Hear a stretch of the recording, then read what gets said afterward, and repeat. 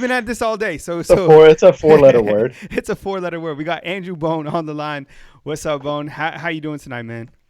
I'm good. It was a long day. Not it wasn't as long as it has been in the past, but it was kind of an interesting day because you start your day really early, and then there was this like big period, pretty much between like I guess about 9 a.m. till freaking 12:45 that nothing was happening at all. Like you were just like, all right, this is kind of boring. When's something going to happen? And usually on signing day, it's like bam, bam, bam, bam. Every single, and it's like every single 15, 20 minutes there was something going on.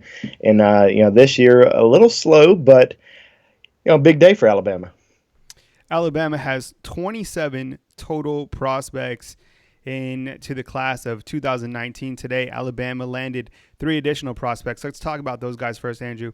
Byron Young, Keeley and Robinson, and then Ishmael Saucier. So tell us about those guys and what were your thoughts, and then we'll get into Henry To'oTo'o later on. But first, the 3 new signees for the class 2019.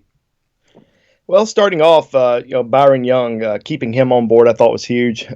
He was I guess he was the first one that we were keeping an eye on. Well, I guess second one because Chris Bogle made a decision at 7 a.m. and then I guess I guess Bogle did a little bit later. Bogle was probably closer to 8, but Byron Young ended up sticking with Alabama. I thought that was huge for the Crimson Tide because Alabama felt like he was right there in terms of his talent with Antonio Alfano throughout the entire year. We kept hearing remarks from various people, whether that was reporters from that covered other schools or even some Alabama fans saying maybe Alabama's going to drop Byron Young because there's already so many defensive linemen in the class, and that just never was the case. He was always highly thought of by the Crimson Tide when he committed back in July. I mean, Alabama was just ecstatic about him, and then when they were able to keep him on board today, even though there was some late push from LSU and Ole Miss, and we mentioned this yesterday, and I know we'll talk about him here in a little bit, Henry To'oTo'o. I mentioned yesterday about him getting a late push from Tennessee. Of course, nobody wanted to believe that at all. Everybody thought we were just full of crap, just kind of making that up to create some drama. And we saw what Henry To'oTo'o did today. He committed to Tennessee over Alabama, and we started hearing that a little bit yesterday morning about LSU and Ole Miss with Byron Young making a really late push, trying to do pretty much whatever they could to change his mind and to flip to one of their schools because of Alabama's numbers overall in the recruiting class, and saying that there's so many defensive linemen. We don't have a lot of defensive linemen in our class. Alabama's probably going to end up getting Ishmael Saucier as well. So you need to jump on board. We don't have a lot of defensive linemen, and I think he thought about it for maybe a split second, and then may have talked to Alabama a little bit early on in the morning, and kind of said, "Hey, I'm having some second thoughts here. I haven't really made my decision yet. I'm going to think about it." And I think Alabama got a little nervous yesterday, and I'd say yesterday afternoon, probably yesterday morning, because probably around, I'd say 5 or 6 o'clock last night, I spoke with a source in Tuscaloosa that said, "All right, we feel pretty good here that he's going to stick on board." So when we made our predictions last night, and I said Byron Young to Alabama, I felt very confident on that prediction.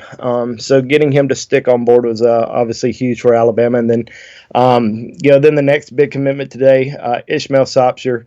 Wow. I mean, that was such a roller coaster ride, throughout his entire recruitment. For the most part, a lot of people thought he was going to Alabama, and you could see on his face today, when he announced his decision between Alabama and LSU that he struggled, that, he knew that there was so much pressure on him to not disappoint his home state, that, he just, Ed Orgeron, LSU did such a great job recruiting him, but at the end of the day, he wanted to go where he felt, the school was best, could develop his talent overall, and he felt like Alert from Alabama. Google Chrome. Thumbs up. Someone liked.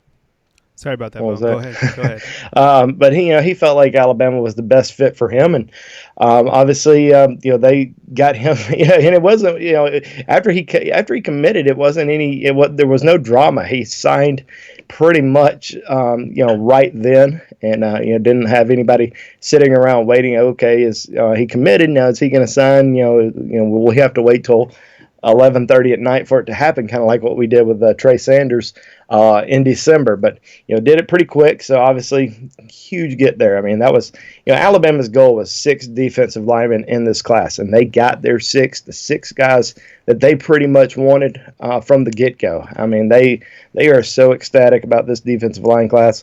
Just so happy to fill their needs there, because it was a big position of need, and they were able to get their key targets on board. And then finally, Keeley and Robinson, the 4-star running back out of Maryland, Washington, D.C., Maryland area, decided to stick with Alabama, even though he took an official visit to USC. And I'd been saying after that visit that I felt like Alabama was going to be able to hold on to him, that it was kind of just a visit, because he's always liked USC. And that's kind of what he said today, that he's always kind of grown up wanting to go out to L.A., loves everything out there, but at the end of the day, he's going to college to play football, and what better place to do that than at Alabama? And so that's what he said today after his signing ceremony. So I think he's really excited about his decision. So big day for the Crimson Tide. Hey, Bone, we're going to take this call real quick, okay? We're going to take it.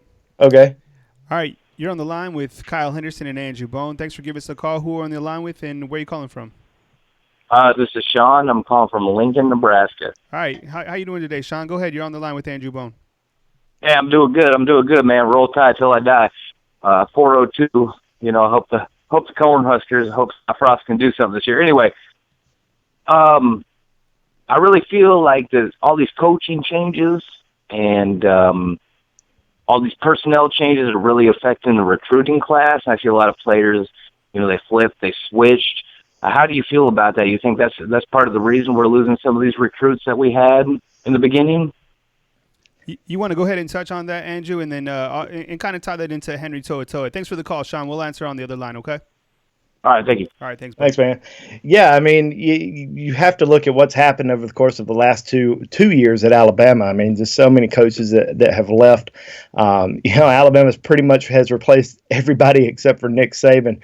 It seems like down in Tuscaloosa. I mean, there's just so many coaching turnovers. And, I think he's brought in some great coaches, but, they really had to work hard on these last few guys. And, the biggest thing for Alabama was being able to sign 24 guys in December, guys that weren't going to take visits in January. Go ahead and get them on board, and then just focus in on the rest of the recruiting class. Now, they were still able to hit on some key targets, but at the end of the day, they ended up losing out on Henry Tola, and I think with the coaching turnover, Tosh Lapoy ended up leaving to go to the Cleveland Browns. I thought that was that was probably one of the biggest things that. With Henry Tola, him end up going to Tennessee instead of Alabama. And I don't know if Tosh Lapoy is really wanting to announce that. I think he may have wanted to stay on board with Alabama until signing day. That's kind of what I gathered, that he was going to stay on board throughout signing day, really try to help Alabama pull in some of these key targets. And, I think it kind of got released a little bit sooner than he thought it would. Some breaking news there on him going to the Cleveland Browns, but overall they did a really good job with what all had transpired and happened, and now moving forward it's going to be a little difficult, because you're going to have every single coach, especially the schools that recruit heavily against Alabama, the schools that go after the 5- and 4-star prospects every single year, and they're able to compete on Alabama's level on the recruiting trail. Those coaches are going to be saying, hey, that coach isn't going to be there. That coach isn't going to be there. That coach isn't going to be there to these recruits. And so those are going to be some questions that these recruits have, these 2020 guys, when they start visiting, when they start attending junior days and spring practices and summer camps and fall games and official visits and stuff like that. They're going to be asking Alabama, hey, is my position coach going to be here? Is my coordinator going to be here? Even is Nick Saban going to be here? I think that's a reason why we saw Carson Beck, the 4-star quarterback, decommit the other day from Alabama, 2020 quarterback from Florida. I think he wants to kind of see what direction Alabama is going to go in terms of their coaching staff. Obviously, they've got some new coaching staff. members in place right now, and I think he just wants to wait and see, are these guys going to stick on board throughout the whole process, or are they going to flirt and possibly go somewhere else? Because a lot of times when these coaches come to Alabama, you're seeing a wide receivers coach or a running backs coach or a quarterbacks coach, something like that. They're looking for the next best thing. They're looking for a coordinator position or a defensive line coach, linebackers coach, looking for a defensive coordinator position or an offensive coordinator or defensive coordinator. They're looking for a head coaching position. So I think a lot of the guys that Alabama's brought in, Saucier, Charles Kelly, Charles Huff, a lot of these guys, I think Alabama's hoping that they'll stick around for a little while, 3-4 years, maybe even longer. I mean, Saucier, Charles Kelly, those guys have been around, coaching for a long time. I don't know if they're going to end up being head coaches. So, Alabama may be, hiring these guys hoping that they're going to stay in Tuscaloosa as long as Nick Saban's there. So, thanks for the call. I mean, that's certainly something that that Alabama's going to have to deal with, especially this upcoming season. I don't think they had to deal with it too much, towards the end. They did lose Henry To'oTo'o, and I think that, obviously that was probably a big factor. Lost Chris Bogle, that was a big factor. But they were still able to keep some guys and also, obviously gain a big commitment today in Ishmael Saucier. We're coming to you from Tuscaloosa, Alabama, or at least I am. I'm on the line with Andrew Bone. Today was National Signing Day. We're recapping everything. We'll take your calls here in a little while. I want to ask Andrew Bone some recruiting questions. And the next question I have for you, Bone, is related to the pipeline states. I put out a graphic today that you can check out on my Twitter, rivals_Kyle. 6 signees out of the 27 signed right here in the state of Alabama. How important is that for the Crimson Tide to take care of their own backyard? And what does that say about the talent that Alabama has produced from the class of 2019? Well, it's always important to get some great players in the state of Alabama because there's been so many great players throughout Alabama's history that have starred in Tuscaloosa, and especially during the Nick Saban era. I mean, just so many top guys that they've been able to sign that have done extremely well and currently doing well in the NFL. And I think, focusing in on the state, this year and even next year, they've already done a really good job of recruiting the state of Alabama for the 2020 class. The 10 commitments. I think they already have 5 or 6 in-state commitments for next year already. Also, they're still going after some big name guys for next year as well. So next year they could. I could see them ending up with maybe 8 or 9 in-state commitments. But this year, really good in-state class. Now, a lot of people see that, there were some 5-stars in-state that Alabama didn't get. They didn't get Bo Nix, who's an Auburn legacy, who many expected would go to Auburn. They didn't get Clay Webb, a 5-star center who, ended up going to Georgia. And Clay was probably the one guy that probably had the best chance of maybe ending up at Alabama. I mean, top 2, Alabama and Georgia, pretty much throughout the whole process. George Pickens, an Auburn commitment who flipped to Georgia today. Alabama really hasn't been in the running for him in a long time. So, but overall, looking at the guys that they did sign in state, really like the overall class. I mean, Pierce Quick, Amari Kite. 2 really good in-state offensive linemen who are already on campus. You got your quarterbacks, Paul Tyson and Talia Tungaviola, who are already at Alabama as well. DJ Dell, the defensive tackle from Clay Chapel, and then Will Richard from Hoover, who's the one of the top overall kickers in the country, who Alabama fans seem really excited about. So, and the big thing about all those guys is they're already enrolled. All 6 of those guys have already enrolled at Alabama, and they're going to be competing in spring practice and get a little bit of a leg up heading into the fall. We're here with Andrew Bone. My name is Kyle Henderson. As we continue to talk about the class of 2019, Bone, I wanted to ask you, as we continue to talk about the pipeline states, Alabama signed 4 from the Maryland, D.C., Virginia area once again. Do you think that they'll be able to keep that a pipeline with Mike Locksley now, the head coach at Maryland? I mean, Charles Huff has some experience within that area, being from Maryland. Brian Baker, the new defensive line coach, also from the Maryland area. Do you think that's going to be an issue going forward? I mean, Locks has been tweeting on social media build a wall around the area, do you think Alabama is going to continue to have success? I mean, look at the guys they have coming in: Darian Dalcourt, DeMarco Helms, Shane Lee, and Keeley and Robinson. Yeah, I think they will. It's a an area that Alabama's had a lot of success in for a long time, even before Mike Locksley was at Alabama. Now, Mike Locksley, very highly respected in the area. I mean, there's a lot of kids who love Coach Locks up there. He did I think he did a really good job of not really going after Alabama's commitments from the area.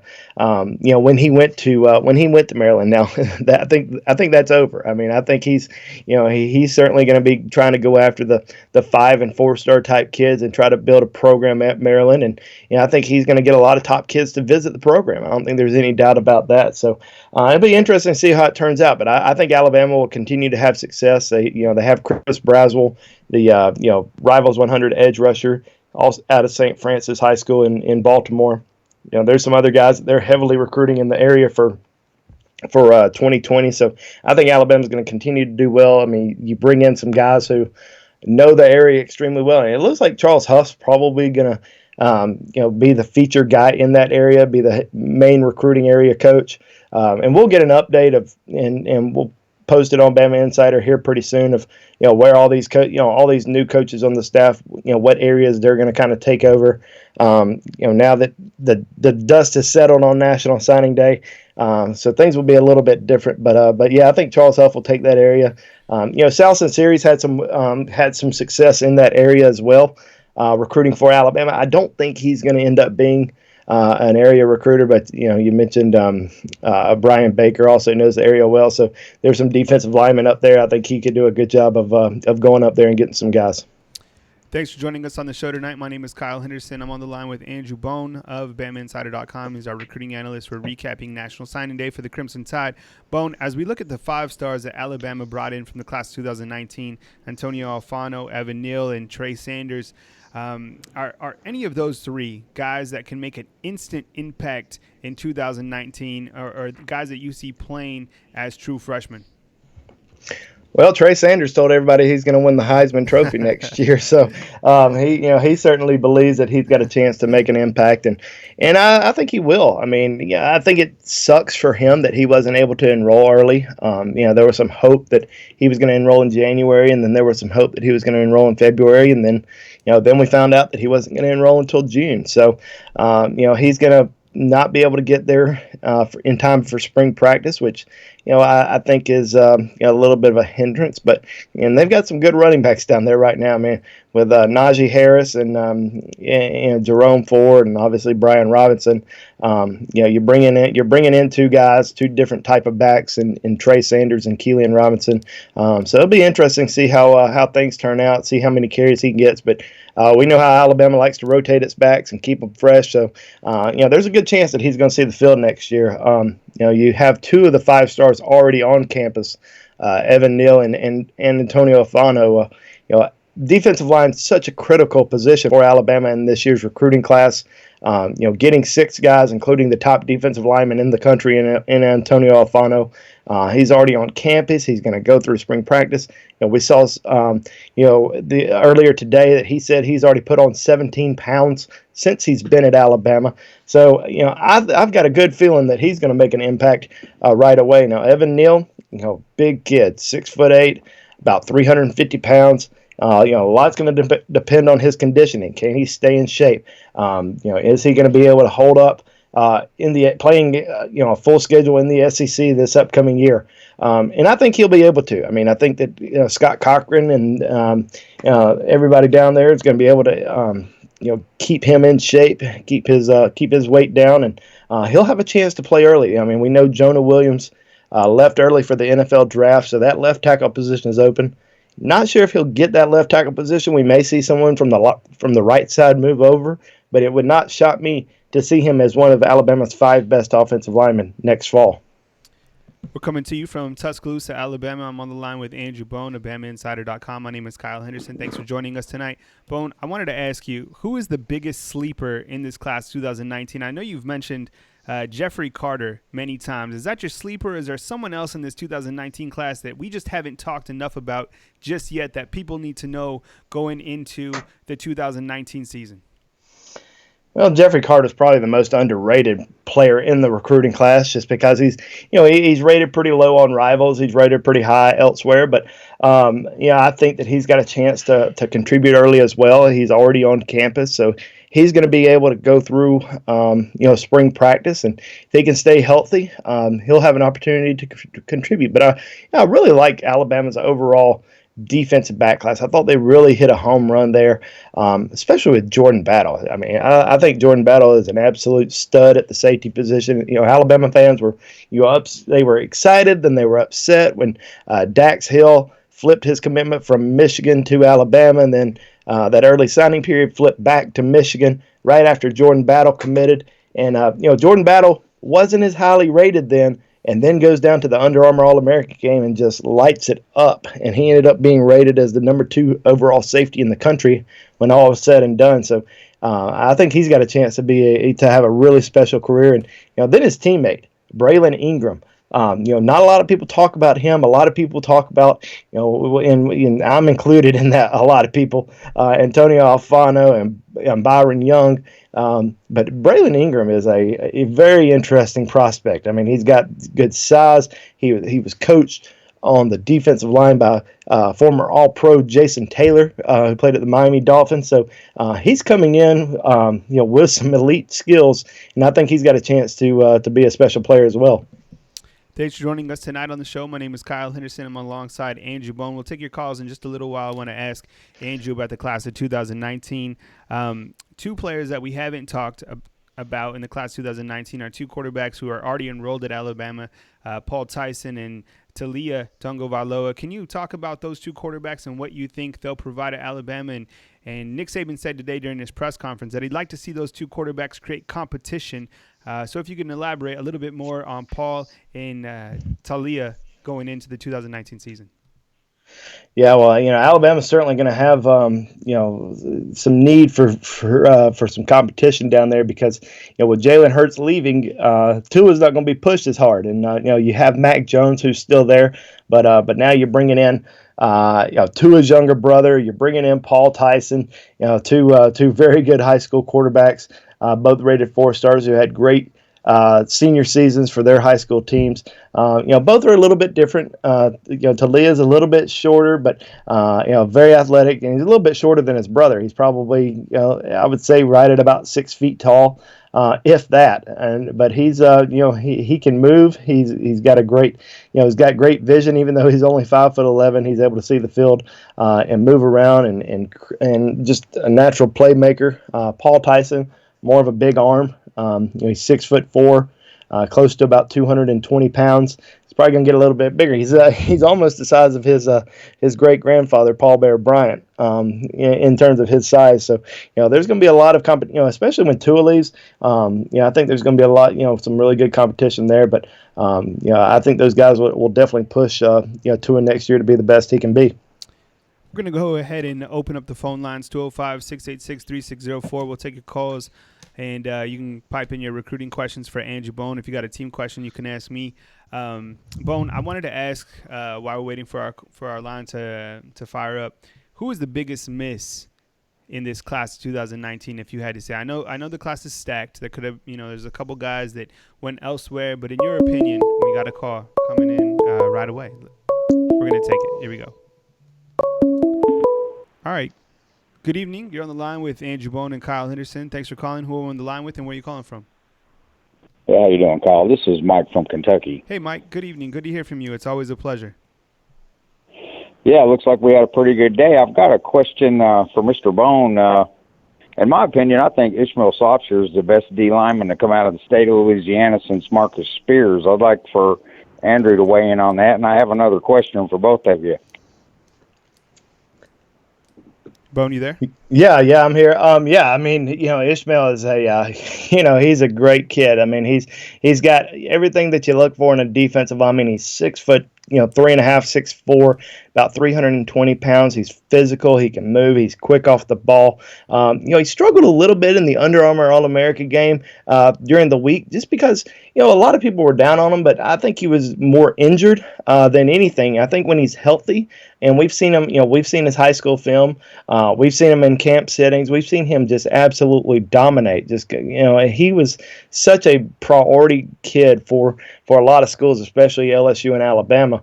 I think he's one of the, and like you said, he's one of the best defensive linemen to come out in the state of Louisiana in a while. The state of Louisiana has produced some incredible, defensive linemen throughout the last several years, and I think he's certainly right up there with the best of them. And he's going to be able to come to Alabama.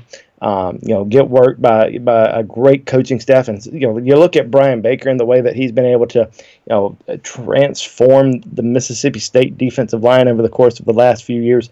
I think he's coming into a really good situation there. He's coming into Scott Cochran's strength and conditioning program, so it's all going to, a lot of that stuff's going to be mental for him. If he can really push himself, he's going to have a chance to really develop into an elite college defensive lineman.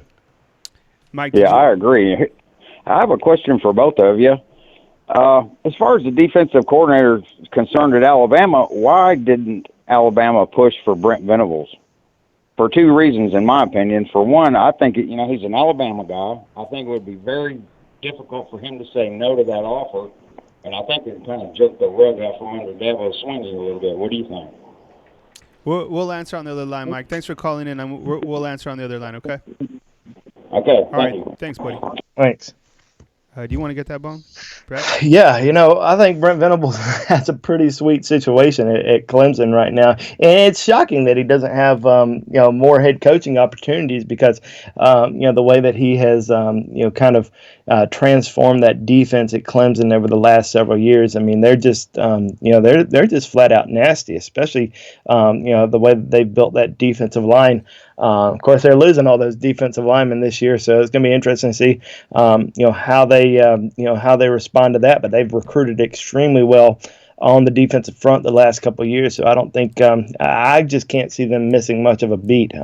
I think he's getting paid extremely well. I think he's I don't know if he's at $2 million a year he may be. I mean, he's certainly one of the highest paid assistant coaches in the country. So Alabama would certainly have to fork out a lot, and you never know if Alabama may have they may have reached out to him in the past. A lot of times we don't know who all they've talked to. I mean, we know who they bring in and who they interview and stuff like that, but there's a lot of times where they'll reach out and just see who might be interested in, possibly through somebody's, through their agent, and see if they want to come down and have an interview.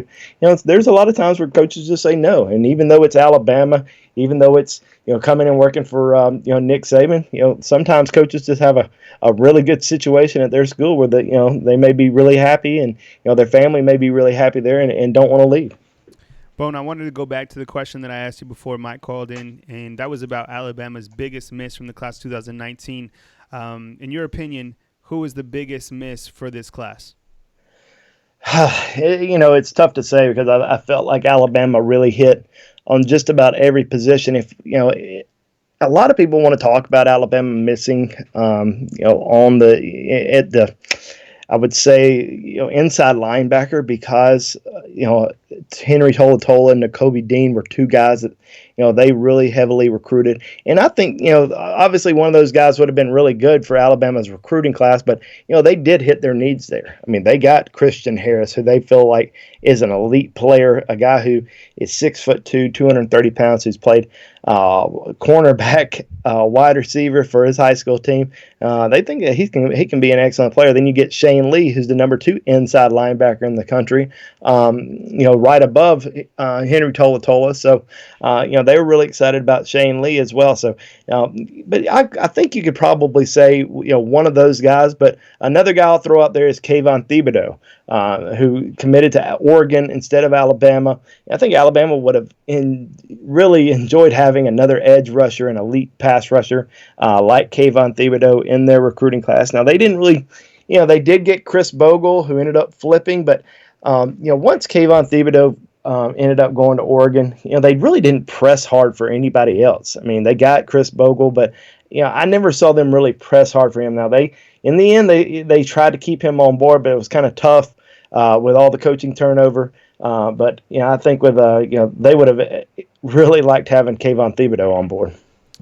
Thanks for joining us tonight. My name is Kyle Henderson. I'm on the line with Andrew Bone as our recruiting analyst. We're going to open up the line again, 205-686-3604. Call in to get your question answered recruiting-wise from Andrew Bone. You can ask a team question to me, or you can just pipe out, talk Alabama football with us tonight.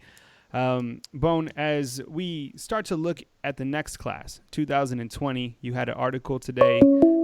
Before that, we got a call coming in. We missed that call, so call again. Sorry about that. As we look at the class of 2020, Bone, you had an article today. Can you touch on a couple prospects who are now under the spotlight as we look at next year's class? Yeah, well, with what we did today is we put a list out of Alabama's kind of sort of their key targets for the 2020 class. Now, as I mentioned earlier, Alabama already has 10 commitments in 2020. So, how are they going to, fill out the rest of the 2020 recruiting class? They're going to still have to recruit these 10 guys. But, I mentioned, some of the key positions for next year will be wide receiver, tight end, outside linebacker.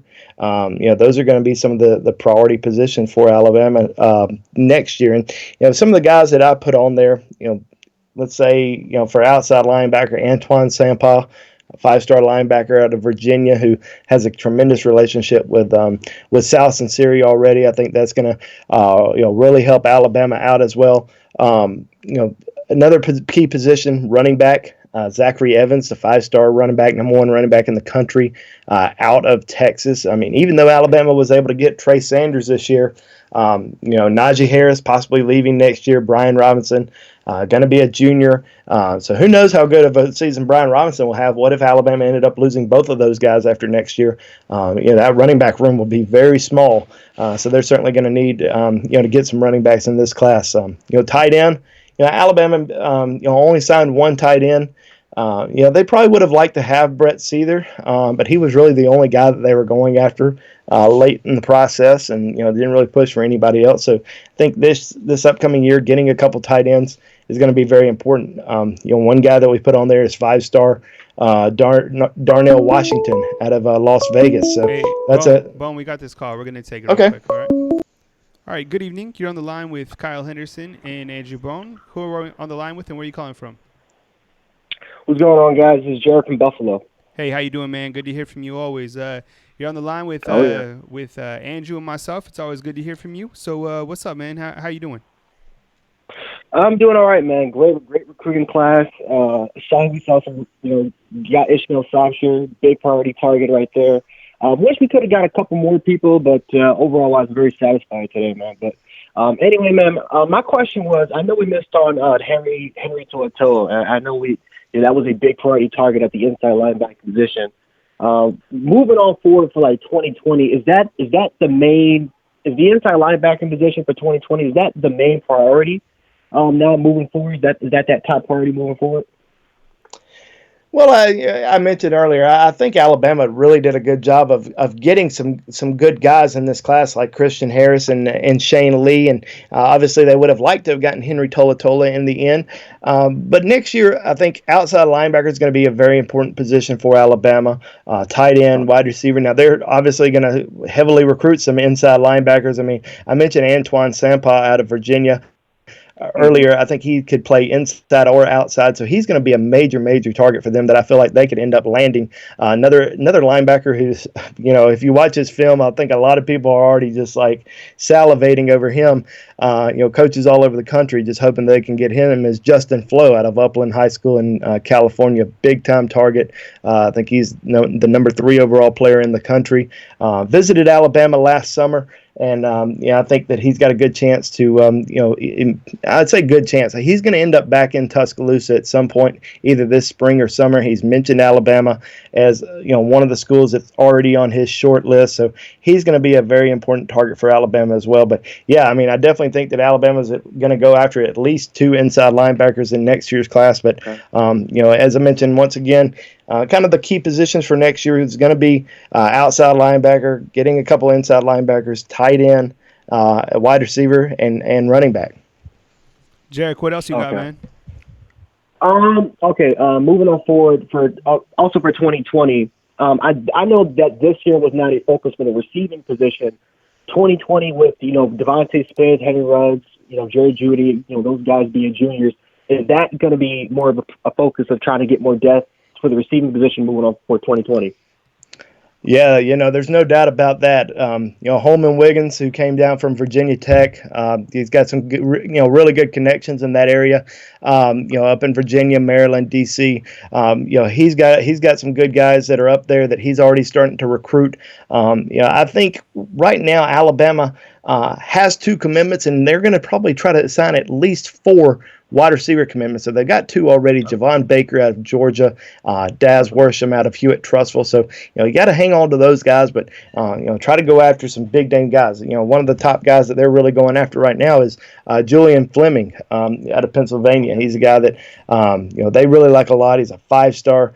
His quarterback, actually, Stone Hollenbach, signed a preferred walk-on opportunity with Alabama today. So he's coming to Alabama as a preferred walk-on. So you can bet that he's going to be heavily recruiting Julian Fleming to Alabama. Raheem Jarrett, who's up at St. John's College in Washington, D.C., same high school as Keeley and Robinson, the running back that signed with Alabama today. He's going to be recruiting Raheem pretty hard. So there's some big-name guys that are out there that they're already looking at that they really like. But I think right now, they wanted to get through this 2019 recruiting class, and they've obviously brought some new coaches on the staff, and these coaches want to kind of sit down, go over the recruiting board, evaluate guys, because you don't want to take guys too soon. You want to make sure that you're getting the right guys.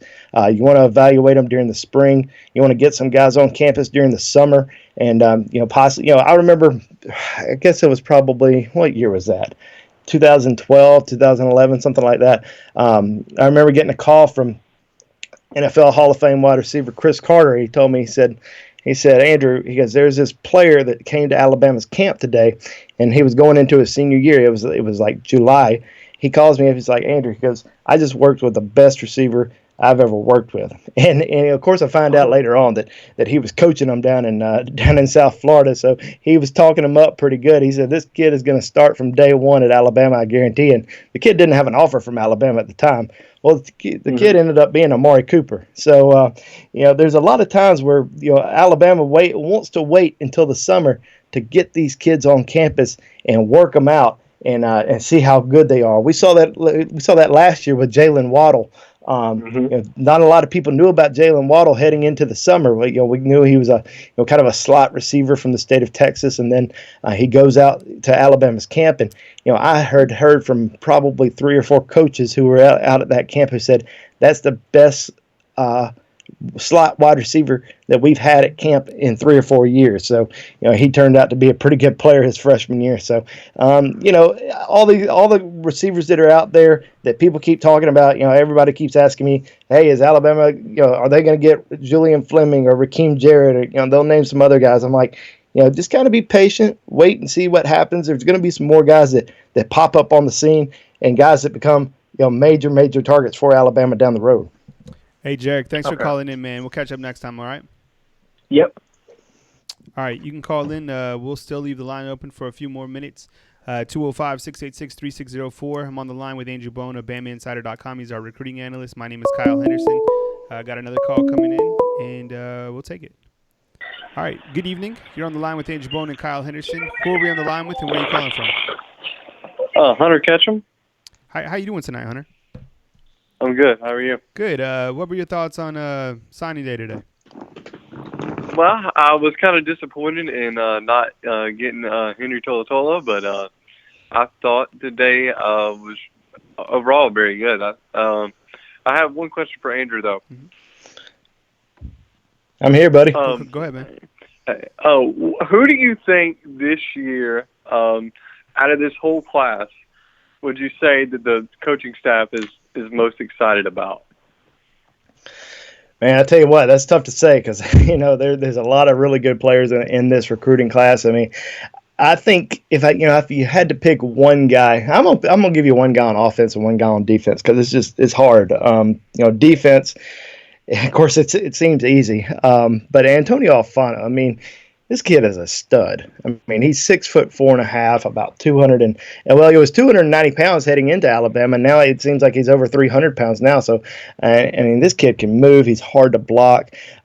He's got great technique. I mean, I think Alabama's defensive line got it, really good. When he jumped on board, and the fact that he's already on campus going through, winter workouts and the strength and conditioning program, and he's going to be, going through spring practice. I think that's such a huge thing for him. And then, on offense, it's got to be Evan Neal, a kid that, committed to Alabama after his freshman year in high school, and then decommitted after his sophomore year, and kind of blew up. I mean, he got a little big. I mean, he got to over 400 pounds, and it didn't seem like Alabama was going to recruit him anymore because he had just kind of gotten out of shape. And then, then he transfers to IMG Academy, where he gets in their really good strength and conditioning program and develops his body. I mean, just was able to lose about 50 pounds. Had a great, started becoming really good as a junior, and then by the time he was a senior, really became an All-American type player. And he's also already at Alabama, going through the same stuff that Antonio Alfano is going through. So getting those two guys on campus early, two guys that are obviously they're 5-star kids, so you expect a lot out of them. But there's sometimes 5-star kids that they could have that boom or bust factor. I think both of these guys are both boom type guys that can have very impactful careers at Alabama. Hunter, you got anything else? Yeah, one more question for the both of y'all. Who do you think is going to replace Irv Smith? I mean, we got a couple guys that we signed over the last couple of years, and I just don't know if this 4-star kid that we got this year, if he's going to be able to step up and fill that role this year.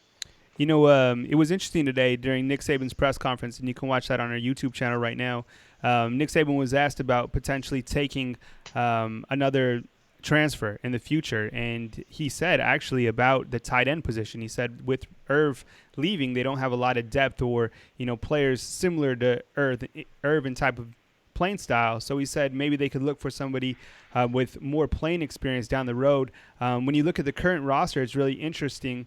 Not one returning tight end caught a pass from last year. So big shoes to fill, replacing Irv Smith. I'll ask Bone a follow-up as well. With the two tight ends coming, or with Hill Billingsley coming in, what type of tight end is he, and do you think he's someone that can make an instant impact? Yeah, I mean, he's a 6'6", about 230-pound athlete. I mean, he's he's got a long frame, he's very athletic. I mean, he had a really good senior year, and he's a guy that camped at Alabama, and Alabama really liked a lot. But yeah, I definitely think they would have liked another tight end in this year's class. It's tough to say, all right, we need freshman tight ends to make an impact early on, and I think that's kind of why Alabama's going to be looking for a graduate transfer. Miller Forstall, obviously there, so I think they're hoping that he can possibly make an impact, but.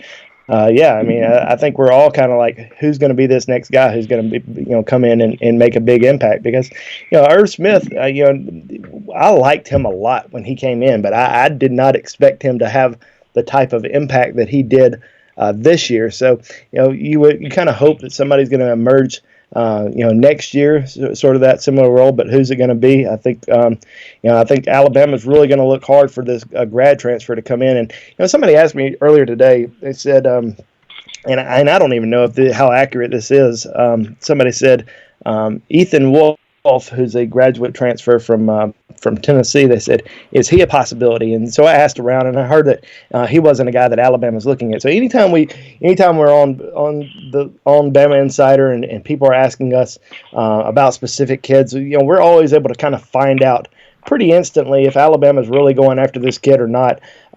So if any names pop up, we always try to check. But he wasn't a name yet that Alabama's looking at. But I can assume that there's going to be somebody over the course of the next month or so that's going to pop up, visit, and probably end up at Alabama.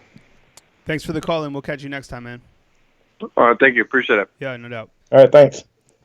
Well, Bone, I mean, it was quite the day. It was a busy day, and got busy during lunchtime, and Alabama hauls in 3 to this class of 2019. As we put a cap on 2019, I know a lot of people are talking about the Rivals recruiting rankings, but I mean, this class is going to be just fine. What's on tap? As we exit out of 2019, content-wise, I know you're going to have some superlatives posted on the website. We actually have another call coming in. Let's see. Okay. We'll take one or two more calls, but here we go. Let's take this call real quick. All right. Hello, you're on the line with Andrew Bone and Kyle Henderson. Who are on the line with, and where are you calling from?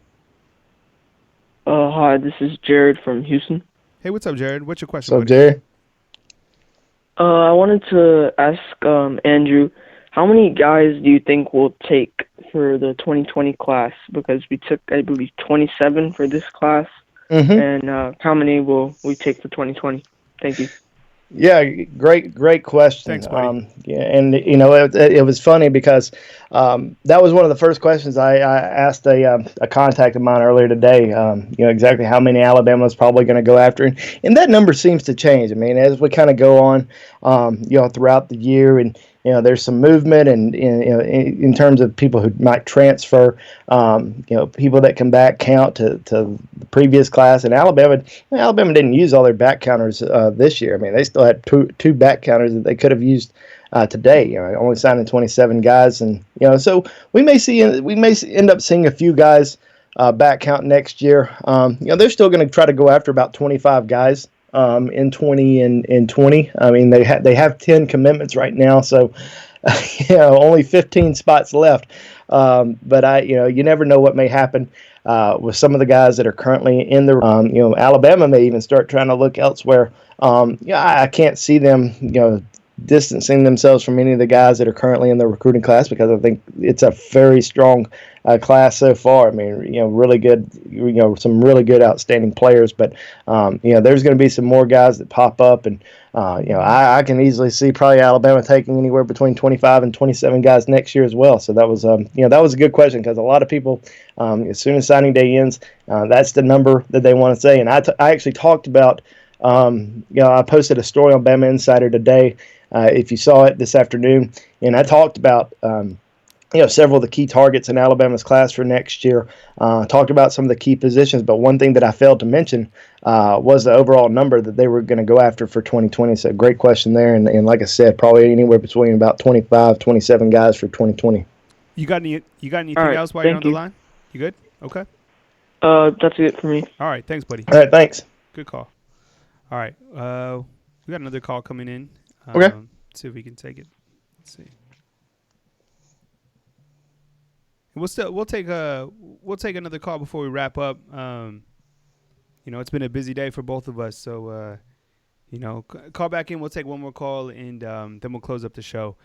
We appreciate you calling in today, and we appreciate you joining us on YouTube. Of course, all our action is back on BamaInsider.com. You can get the daily scoop every single day at BamaInsider.com. Andrew Bone does a great job on the recruiting front. Tony Tsoukalis is our team writer. We'll bring him on sometime to talk team. I kind of wear a bunch of different hats here on BamaInsider.com. Tonight, Alabama takes on Georgia. Basketball-wise, we got Tony at the Coleman Coliseum. And then upcoming, here we go. We got a call in. All right, good evening. Sir, could you please turn down your computer in the background before we get started? Turn down your... Just your computer. Hey, speakers. yeah, I'm here. Are you good? Did you turn down your volume in the background, please? Okay. I'm doing it now. I'm sorry. No worries. Oh, you're good. I can hear you. Yeah. Okay. Is it better now? Yeah. So, who are we on the line with, and where are you calling from? James Holloway from Hattiesburg, Mississippi. All right. How you doing tonight? Good? I'm doing all right. I can't complain. All right, good. Go ahead. What's your question? Do you think with the 2020 class, is receivers going to be one of the targets? Since we got 3 juniors and, with Judy, Ruggs, and Devontae Smith, do you think receivers are going to be one of our main targets for 2020?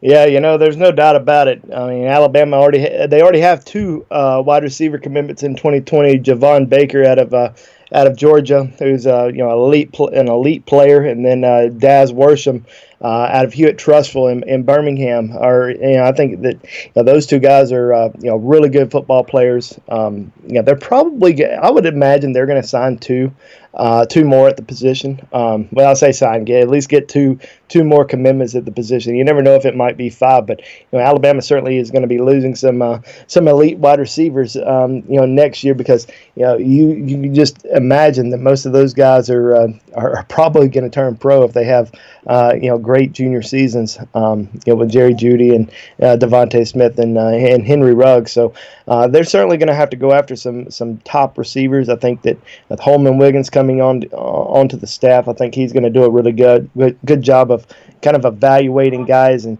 trying to make sure they're going after the right players. I mean, we could easily say, all right, well, here's a 5-star, go after him, or there's a 5-star, go after that one.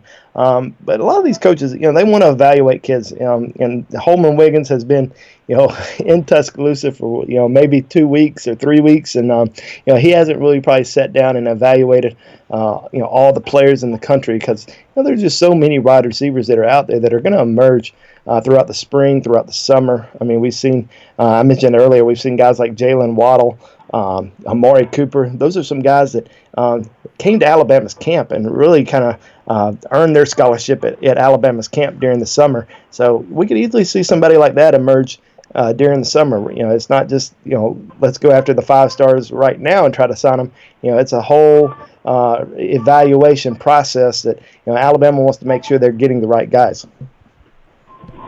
You got any other questions? Why you got us on the line? I know we only signed one tight end with the 2019 class. What do you think the staff is going to do about adding an additional? Because, we lost 2 really good tight ends this year. So I'm just kind of intrigued to see what they're going to do at the tight end position, losing Irv Smith and losing the senior. I forgot his name. I'm on the spot. But I was just wondering what else can we do to try to fill that tight end position? Yeah, I think what Nick Saban and the coaching staff's really trying to do is they're trying to comb the country right now and see who's out there in terms of a graduate transfer. And I think that's going to be kind of a key thing for Alabama. I mentioned a couple weeks ago when and I've been mentioning kind of off and on for the last few months in terms of graduate transfers. Alabama's kind of been looking at this. They're really hard looking at tight end. They've been looking at safety. They've been looking at on the defensive line a little bit, just to kind of see who's out there. Who could they bring on campus that they would be really interested in?